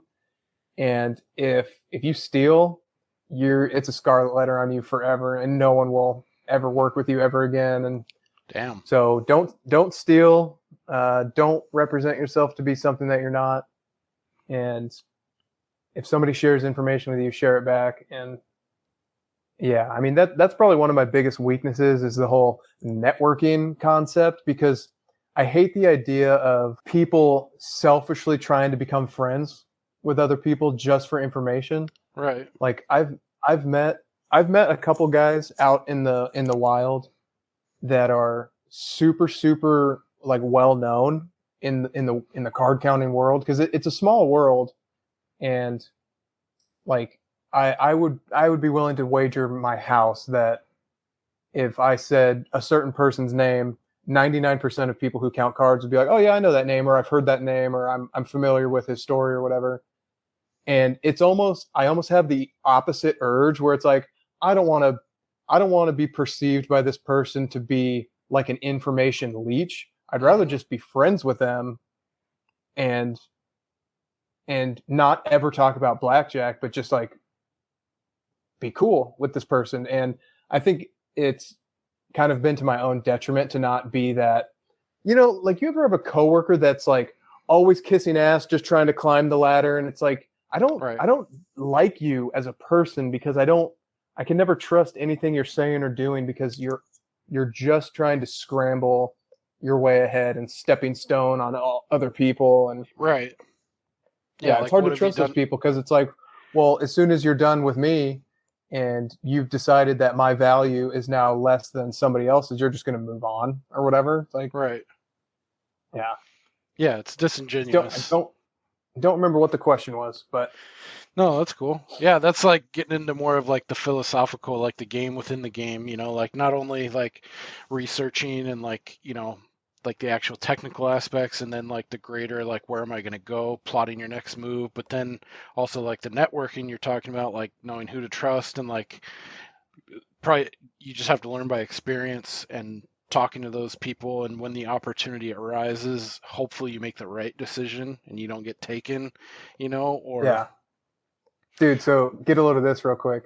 There's a guy, I was traveling to a certain market where a guy that I knew casually, just like an acquaintance, not a friend or anything, but just somebody I know through that world. I knew this guy lived down there. So I hit him up like, hey man, I'm not trying to get too much information out of you or whatever, but I'm going to be down in your neck of the woods in a week or two. Just wondering if you may want to like get together at some point, hang out, like get some coffee or something. He was like, yeah, sure, cool. And we met up. Super nice guy. Left, kept in contact. Didn't talk to him for like 6 months, and then out of the blue, he just hits me up like, "Hey, like literally 6 months later, hey, how's it going? What's going on?" And we were just like catching up a little bit, and he's like, "I wanted to see if you wanted to come down here and work with me on something." And this guy does, let's just say, things beyond card counting, lots of other things in the advantage play world. And so I was like, kind of suspicious because it's a long time to go without talking. And then, like, we hung out and got along, but it's not like we were close friends. Right. So I was like, yeah, maybe. What do you got going on? Like, what is it? And he's like, why don't you just give me a call later and we can talk about it?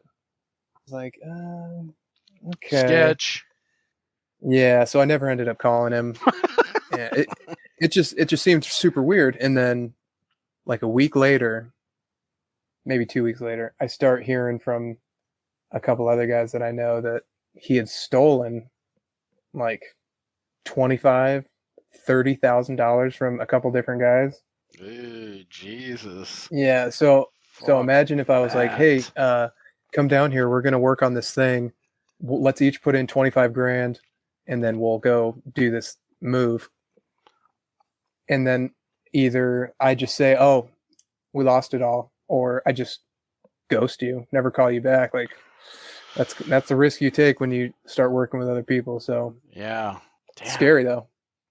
Yeah, it is. So I'm curious, that got me thinking too, like, and if you don't want to go down this road, let me know.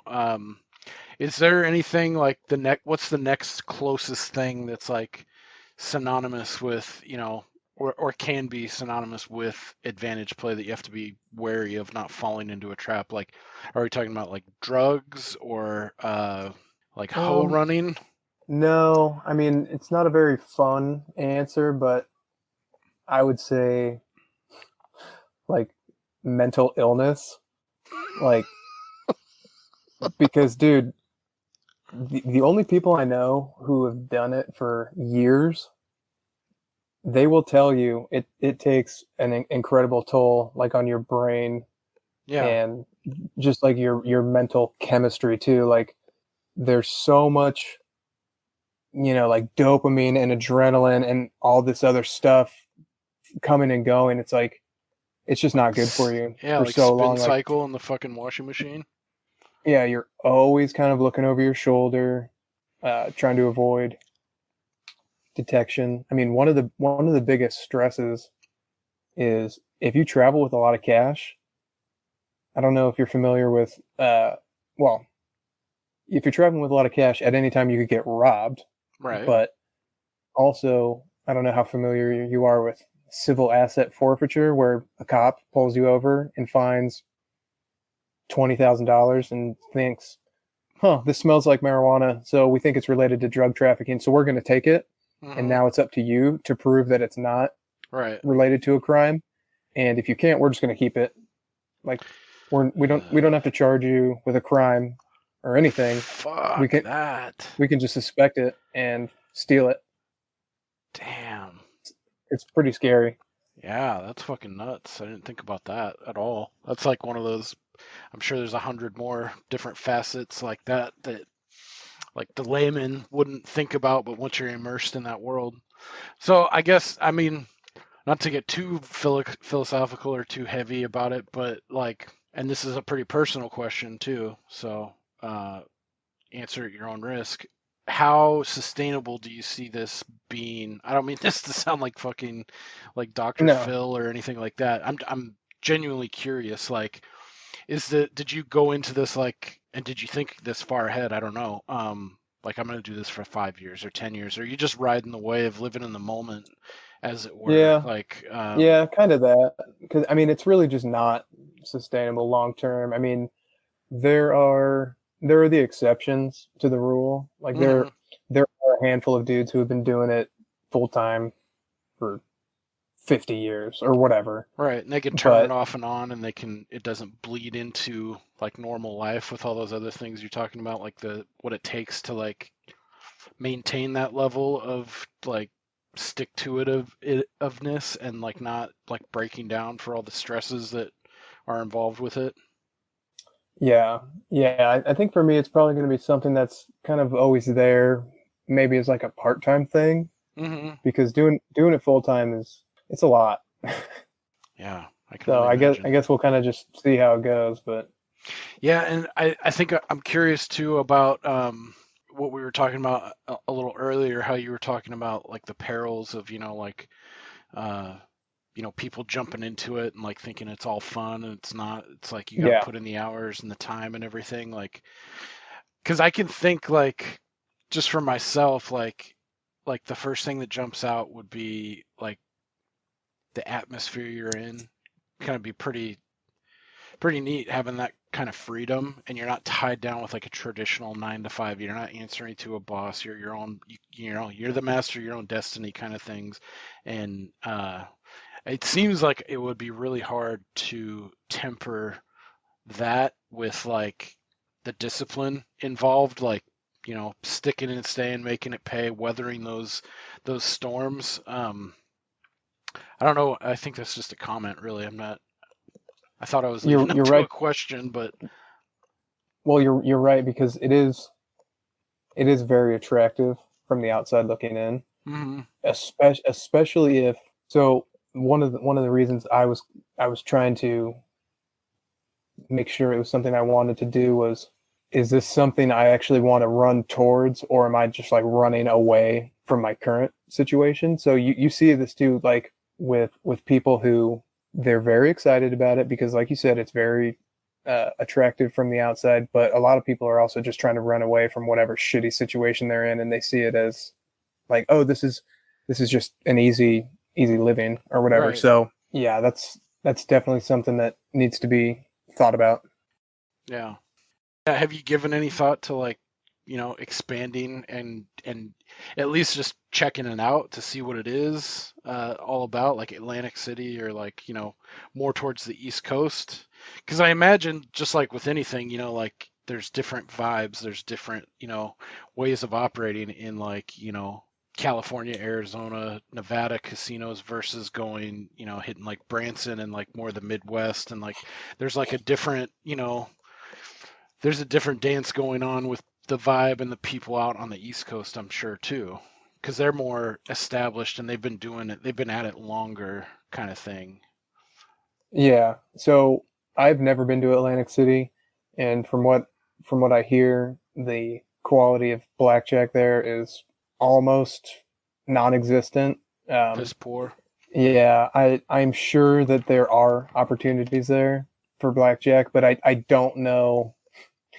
It doesn't sound like they're that great. So if I happen to be in the region and I wanted to get HIV and maybe play some blackjack, I might go check it out.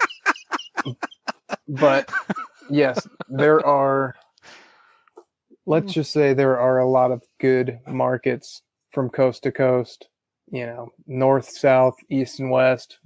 There's a lot of places, and they just keep building more because turns out people love giving their money away. So yeah.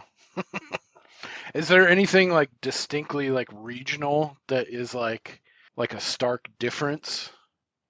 How the game's played and like how you're able to operate? Like, is it maybe a little bit easier or you? Yeah, I mean, obviously so, like, sticking close to home sounds like nicer because you don't have to all the travel and all that shit. But yeah, so I mean, there are a couple things, like the state of New Jersey is not allowed to ban card counters because of a state law. Same with Missouri; they're not allowed to. But what they can do is just countermeasure you. So right. instead of identifying you as a card counter and coming over and say you got to leave, they'll just say you can bet $25 and that's it. Or right. they'll cut the shoe in half, or it's effectively the same. But it then even sounds there's more. It's not. I remember we talked about some of those countermeasures that they can employ against you to skirt just I'm going to kick you out for Yeah. for counting cards, or we're saying you are. It almost sounds like those are even better options for the casino because it makes you quit. It demoralizes you into being like, well, yeah, I can't. My hands are tied. I can't fucking play here. Then, it almost seems like that would be the move versus saying, hey, we're kicking you out. It's a distinction without a difference. Yeah. It's just a different flavor of the exact same thing, which is it's unfortunate on one hand because it's like I'm not doing anything wrong. Why am I being punished and being told to leave when I'm not doing anything wrong? On the other hand, the fact that they can kick you out, it means that the games remain beatable.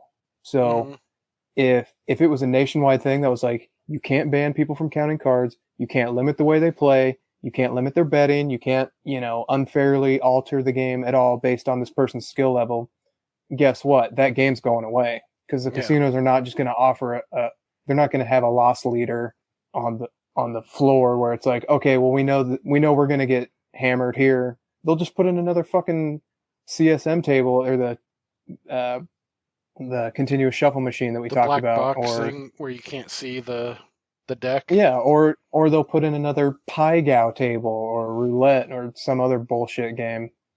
So it's sort of a catch. Have you ever I was just going to say. Oh, sorry. Go. No, the last thing it's just sort of a catch-22 that the fact that the game is beatable brings in losing players, right? So casual gamblers who think they know how to play are the casino's bread and butter, right? They're preying on it's a good thing. That instinct, or like someone just hears that, and they think they can jump in with zero training, zero anything, and it's like I can beat this because I'm fucking me, like and they're idiots who play on feel and intuition, and casinos love that.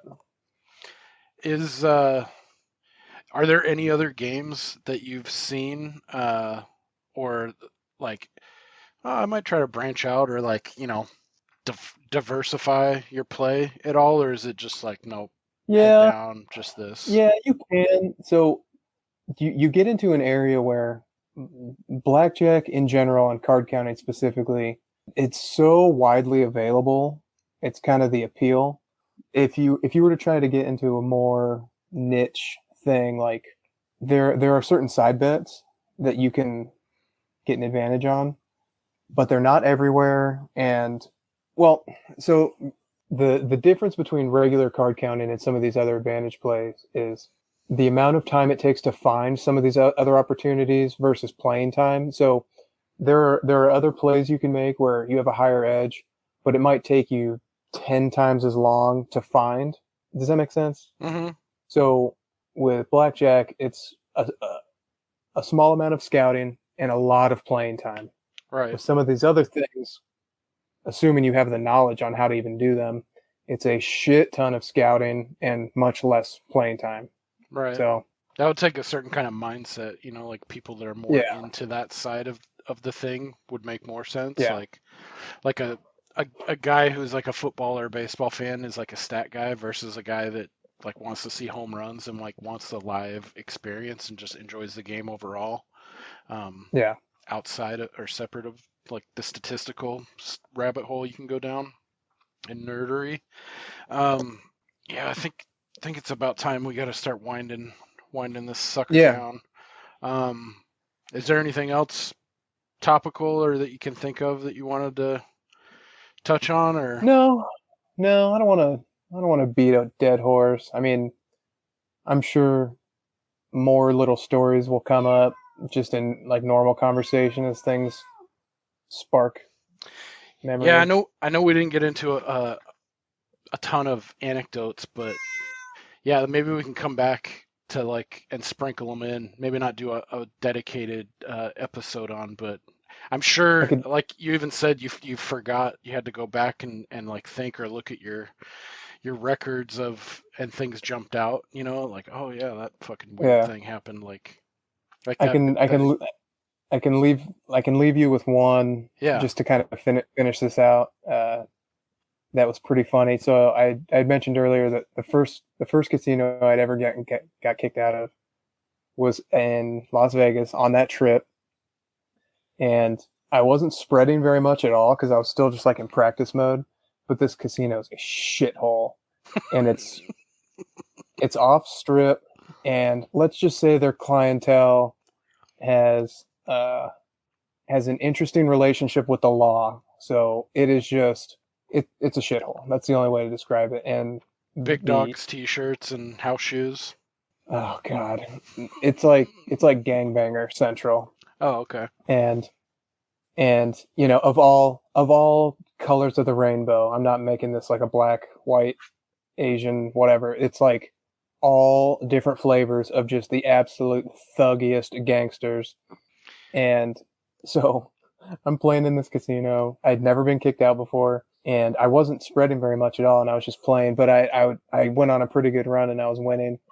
And this young, blonde, like pit boss lady comes over and is like, "Oh, hey, how's it going?" I'm like, "Oh, it's good, you know, just playing." She's like, "Yeah." She's like, "Do you mind if I just get your ID real quick?" And in my mind, I was like, I mean, I'm winning, but I'm not winning that much. I don't think she's kicking me out. I thought maybe she was a host, because what hosts are so hosts go around and they find people who are gambling decent money, and they're like, "Let me get you a room, let me get you a buffet comp," and Yeah. they try to keep these people comfortable so Right. they'll lose more money. And there wasn't like anybody else playing at the time, so I was like, "Oh, she's probably just a host or whatever." And so I give her my ID, and it was so dumb to do that. It's the only time I've ever done it, and It was your first time you got kicked out. I'm sure you were pretty green still. It was. And I mean, this place was such a shithole. They were announcing any bet over $100. Oh, wow. They would like shout it. Yeah. And I mean, some casinos on the strip, even downtown at some of those shitty casinos, you see people betting thousands like it's nothing. Damn. And so she comes back with my ID, and now she's got like 3 other suits with her. And I'm like, "Oh shit, this is not what I thought. I thought I was going to get something for free." And now, you know, she's telling me I have to leave or whatever. And so I was like, all right, you know, I was trying not to let it go to my head, because it's Vegas. They'll kick you out for just looking the wrong way. Mm-hmm. But it was nice. Like, hey, that means they ran an evaluation on me and thought I was good or what, in my mind. In hindsight, that's not necessarily true. They just saw me winning. They're like, "Get scat here." Anyway. Yeah. So fast forward a year or two later, I'm in the same casino and I'm playing. And so let's just say when I first got kicked out, the spread I was using was 1 to 4 units. I was betting from $25 up to $100, which is, it's not very much. And I think it was like a $25 minimum table. So it's not a huge spread. So for the purpose of illustration, we'll just say I was using a 1 to 4 spread, which is pretty tight, but they still clipped me. So I come back a year or two later, and now I'm using a 1 to 120 unit spread, which is just belligerent and just straight up rude to use with them. And so I'm kind of like going back and forth. I went up big early and then like lost it, and I was grinding it back. I was about even, and the count starts going up, and this dude who had been over at the crap table, which I don't know how much time you spent in a casino, but the crap table seems to be bumping all the time, and they are having the most fun winning $5. It's insane. Yeah, so that's like every movie I've ever seen. It's like the craps table is just like nuts. Dude, that's real. It could be 11 a.m. on a Tuesday, and it's just going. So I think this guy had lost all his money on craps, so he's just kind of walking around watching, and he comes over to my table, and I thought he was going to sit down. So to be nice, I was like, "Oh, hey, did you want to sit down? Like, because it's okay, you know. Some people will wait; they're like weirdly superstitious." And so he's like, "Nah, I'm gonna just watch." It's like, "Oh, okay." Well, in my mind, I'm like, "Please don't kill me if I win a lot of money," because he was definitely like a street dude. And so he's just sitting behind me watching, and the count goes way up, and I start winning a shit ton. And every once in a while, he'll just be making these little comments like, "Yeah, hell yeah," fuck. like rooting me on. And he's just like, oh, I love to see that. Like, because I would just pull some crazy hand and beat the dealer and win this huge bet. And he's just like, oh, fuck yeah. And So you have your just like unofficial hype man all of a sudden? yes. And he was saying some of the funniest shit, like, oh, you love to see that. And so now the same blonde pit boss from before, Uh-oh. she's there, and I can tell she's nervous because, you know, I've got Flavor Flav behind me, and he is into it. Like, he is loving this. Mm-hmm. It's like, oh, get that money, boy. And just God, like rooting quit me throwing on. my shit out in the street, man. And she's watching the game like, fuck. I've got to kick this guy out. This gentleman behind him is probably not going to be happy about it. Mm-hmm. So, I mean, up until this point, the guy, he had been kind of just quietly reserved, like, hell yeah, fuck yeah, just these little comments. Mm-hmm. And so she comes over sheepishly, like with her head down to me, and is like, do you have your ID on you? And I was like, oh, so this is another one of my favorite moves. And it throws them off, and they don't like it, but I don't care. If you just say, like, oh, no, I don't have it, they're like, oh, well, sorry, you have to have it to be in the casino, which is not true. You don't have to have your ID to be in a casino. You just have to be 21. Mm-hmm. It's just another one of the things they lie to you about. So my move, which is fun, is when they come over, like, excuse me, do you have ID on you? I go, oh, yeah.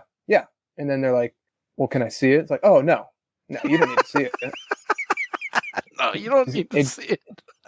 And so it gives them that glimmer of hope, like, oh, this dipshit's about to give me his ID. And then they ask for it, like, oh, well, no, I mean, I have it, but no, you can't see it. So she comes over, and she's like all meek, like, do you have your ID on you? I'm like, oh, yeah, for sure. Can I see it? Like, oh, no, definitely Psych. not. Yeah. And then she's like, okay, well, if you don't have your ID, I'm going to have to ask you to leave. I'm like, okay, that's fine.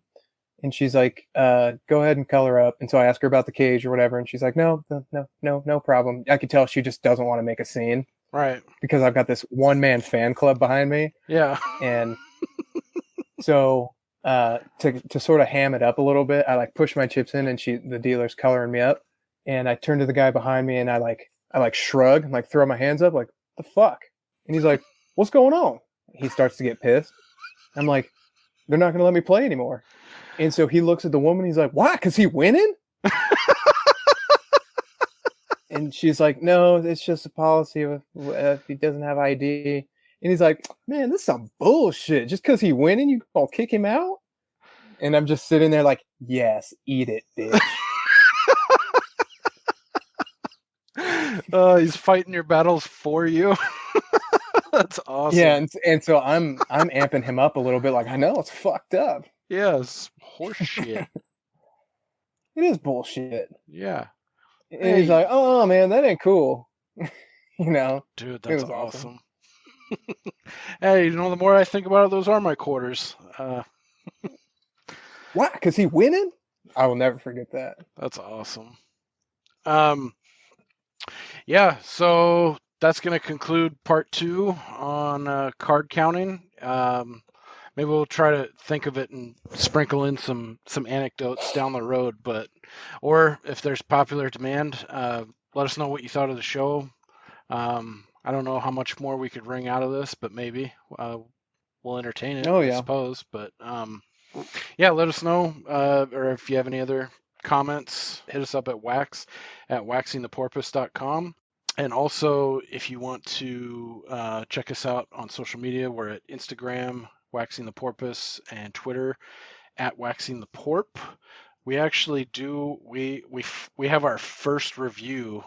We've actually got some 5-star ratings on Apple Podcasts, which is like the benchmark, I suppose. But this is our actual first. Well, let me take that back. This is our first or second actual written review. The first one's pretty funny. Okay, so the first comment we had is from Infomason Online, and it's YHRSS, which I'm classic. Yeah, I'm translating as yes.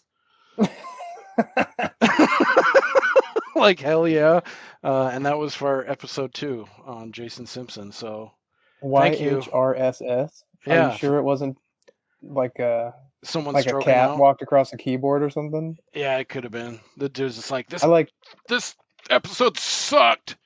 Yours. I like your interpretation better. That's how I'm taking it. So, Shout out to Big Buffalo or whatever his name was. Information Online. Thank you for the support. And our second review, this is Apple Podcast review we got from Go Throb. Wax on. These two gentlemen deliver a rousing discussion covering a wide variety of topics, movies, mysteries, and oddities of all sorts. Slam it into your ears. You'll be happy you did. Hell Well, yeah. Yeah. Yours. Yeah. Yours. Thank you Hell yeah. very, very much. Goat throb. Go throb. Throb on. Wax on. Hell yeah. I'm cool. throbbed at.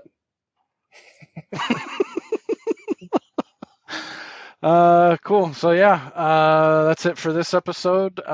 Next week, we're finally delving back into a case of the unexplained, the unsolved, unresolved, and it will be on Colin Finnerty, who he's a case from Missing 411 with David Polides that I heard on a podcast. He kind of cherry picked out of his thousands of cases of missing persons that he's researched and written a ton of books on, and his case in particular is one that I just thought was super interesting, and I think that'll be a good discussion. So that, if you want to look ahead, check out the death and disappearance of Colin Finnerty.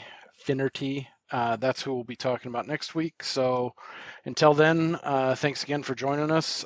Don't be afraid to shoot us a review or a rating if you are so inclined. And thanks again for joining us on this one. We will catch you next time. Yours. Yours!